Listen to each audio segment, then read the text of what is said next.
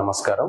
I'm from IFLS financial services private limited. So మనము housing loans ని దాదాపుగా 63 banks, non banks నుంచి చేస్తూ ఉన్నాము. కస్టమర్ ని బట్టి, వాళ్ళ యొక్క ప్రొఫైల్ ని బట్టి ఏ బ్యాంక్ లో, ఏ NBFC లో బెటర్ రేట్ ఆఫ్ ఇంట్రెస్ట్ వస్తుందో అలాంటి కంపెనీకి మనం రూట్ చేస్తాము. మన దగ్గర డిఫరెంట్ వే ఆఫ్ ప్రొడక్ట్స్, చిన్న చిన్న ఇష్యూస్ ఉన్న వాటికి కూడా సొల్యూషన్ అనేది ఇస్తూ ఉన్నాము. కొంతమంది మనల్ని అడుగుతూ ఉన్నారు, మనది పంచాయతీ లెవెల్లో, విలేజెస్ లో హౌసెస్ ఉన్నాయి, వాటికి కట్టించుకోవడానికి గానీ వాటిని వేరే వాళ్ళకి అమ్ముతున్నాము, లేకుంటే మేము కొంటున్నాము, అలాంటి లోన్స్ విలేజ్ లో చేస్తున్నారా? అలాంటి క్వశ్చన్స్ కి ఆన్సర్ ఏంటి అని అంటే, ఎస్ వీఆర్ డూయింగ్. విలేజ్ లో ప్రాపర్టీస్ కి కూడా మనము హౌసింగ్ లోన్స్ చేస్తున్నాం. ఇంకొంతమంది అడుగుతున్నారు, ఒక 5 అడుగుల రోడ్డు మాత్రమే ఉంది, పెద్ద రోడ్డు లేదు, ఎందుకంటే ఈ రోజుల్లో 33 ఫీట్ రోడ్ ఉండాలి, 40 ఫీట్ రోడ్ ఉండాలి, ఇలాంటి కండిషన్ లో LP అప్రూవ్డ్ ఉండాలి, ఇలాంటి కండిషన్ లో లోన్స్ అవుతున్నాయి కదా, ఈ 5 ఫీట్ రోడ్స్ కి హౌసింగ్ లోన్ గానీ,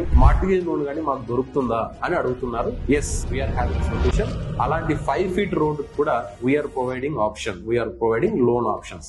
మేము ఇచ్చే ఆ లోన్ ని కూడా మీరు మార్కెట్ లో వెరిఫై చేసుకుని, మార్కెట్ లో కాంపిటేటివ్ రేట్ ఆఫర్ అనుకుంటేనే మన దగ్గరికి రావచ్చు. అండ్ అపార్ట్ ఫ్రమ్ దట్, ఇంకొంతమంది అడుగుతున్నారు, మన ఇంటికి ప్లాన్ లేదు, సో కొంతకాలం కిందట మేము కట్టించాము, ఆ రోజుల్లో ఎటువంటి ప్లాన్ లేకుండా హౌస్ ని కట్టించాము, ఆ హౌస్ మీద మాకు లోన్ వస్తుందా? Yes, we're having option. ఎటువంటి ప్లాన్ లేకుండా కూడా మనము హౌసింగ్ లోన్ ని ప్రొవైడ్ చేస్తున్నాము. హౌసింగ్ లోన్ ని కాంపిటేటివ్ ఆఫర్ తో వెరిఫై చేసుకుని మన దగ్గర బెటర్ అనుకుంటేనే తీసుకోవచ్చు. సో ఇంకొంతమంది అడుగుతున్నారు, మావి చిన్న చిన్న దుకాణాలు, చిన్న చిన్న వ్యాపారాలు, సో కిరాణం కొట్టు అయి ఉండొచ్చు, లేకపోతే ఏదైనా బ్యూటీ క్లినిక్ అయి ఉండొచ్చు, లేకపోతే ఏదైనా ఒకటి చిన్న టెంకాయలు ఇది ఉండొచ్చు, తోపుడు బండి వ్యాపారం అయి ఉండొచ్చు. ఇలాంటి చిన్న చిన్న చిరు వ్యాపారస్తులు కూడా మాకు ఒక 5 లక్షలు, 10 లక్షలు, 15 లక్షలు, 20 లక్షలు లోన్ కావాలి, ఆ లోన్ ఎటువంటి ఇన్కమ్ ప్రూఫ్ మాకు ఉండదు, మాకు ప్రొవైడ్ చేస్తారా?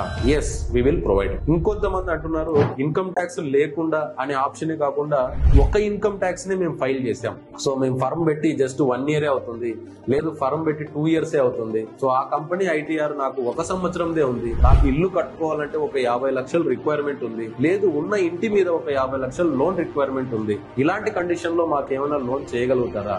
Yes, we're having option. అలా 1 ఇయర్ ఇన్కమ్ ట్యాక్స్ తో కూడా మనము 50 lakhs, ఈవెన్ 1 crore వరకు అయినా కూడా లోన్ అనేది ప్రొవైడ్ చేయగలుగుతున్నాం. కొంతమంది అడుగుతున్నారు, మావి యాన్సిస్టర్ ప్రాపర్టీస్, మా పూర్వీకుల దగ్గర నుంచి ఈ ఆస్తులు వచ్చాయి, సో పూర్వీకుల దగ్గర నుంచి వచ్చినటువంటి ఈ ఆస్తులకు ఇంతకు ముందు ఎటువంటి లింక్ డాక్యుమెంట్లు కానీ, ఇంతకు ముందు ఎటువంటి డాక్యుమెంట్స్, రిజిస్టర్డ్ డాక్యుమెంట్స్ కానీ ఉండవు. సో వాటిని ట్యాక్స్ రిసిప్ట్, అంటే వాళ్ళ అమ్మగారి పేరు మీద కావచ్చు, నాన్నగారి పేరు మీద కావచ్చు, లేకపోతే యాన్సిస్టర్స్ ఇంకా పూర్వీకులు తాతగారు కానీ అలాంటి వాళ్ళ పేరు మీద ట్యాక్స్ రిసిప్ట్ మాత్రమే ఉంటుంది. అది పంచాయతీ అయితే పంచాయతీ, మున్సిపాలిటీ అయితే మున్సిపాలిటీ, వాటి ట్యాక్స్ రిసిప్ట్ ను బేస్ చేసుకుని ఈ రోజు సబ్ రిజిస్టర్ దగ్గరికి వెళ్ళి మేము రిజిస్ట్రేషన్ చేయించుకోగలుగుతున్నాం, దాన విక్రయం చేసుకోగలుగుతాం, ఒక డాక్యుమెంట్ ని క్రియేట్ చేయగలుగుతాం. సో ఇలాంటి సిచ్యువేషన్ లో మనకేమైనా లోన్ ప్రొవైడ్ చేయగలుగుతారా? బ్యాంక్స్ గానీ, NBFCs గానీ అలాంటి సర్వీస్ ప్రొవైడర్స్ మార్కెట్ లో ఇస్తున్నారా? Yes, we're having option.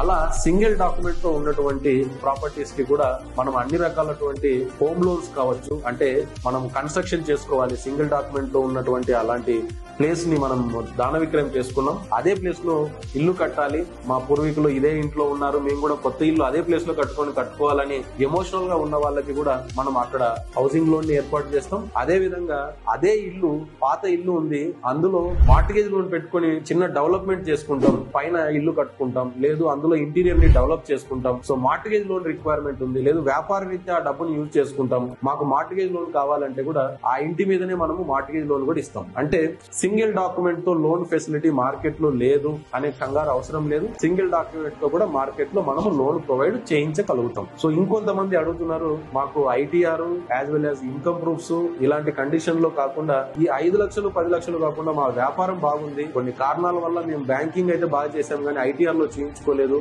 మాకు ఒక 1 కోటి రూపాయల లోన్ రిక్వైర్మెంట్ ఉంది, సో లో LTV అనే ఒక ప్రోడక్ట్ ఉంది, కస్టమర్ కు ప్రాపర్టీ వాల్యూ సపోర్ట్ చేస్తే 40% ఆ రేంజ్ లో మనం ప్రాపర్టీ వాల్యూ తీసుకొని మనము లో LTV ప్రోడక్ట్ లో ₹1,00,00,000 ఫెసిలిటీని కూడా లోన్ ని ప్రొవైడ్ చేస్తాం.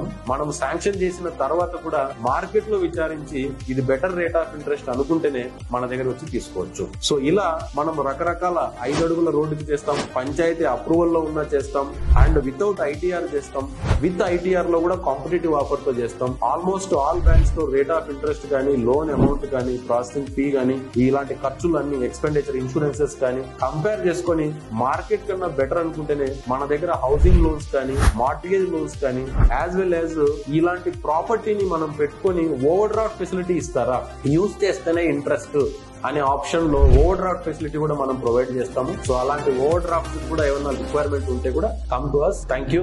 జై హింద్.